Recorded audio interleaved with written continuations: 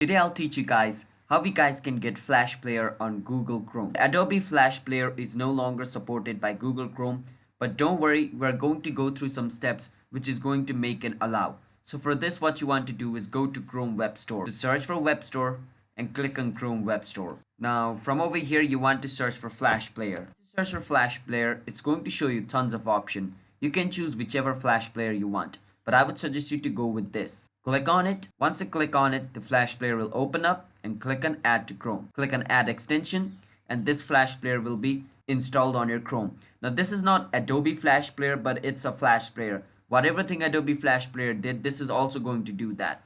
So what we are going to do now is just going to go for Flash Player Test. Click on Flash Player Test, and as you guys can see now, we can just click on it and Flash Player will open up and start just like this. That is how we guys can get Flash Player on Chrome. But since Adobe does not have Flash Player anymore, you have to do this. There is no other way.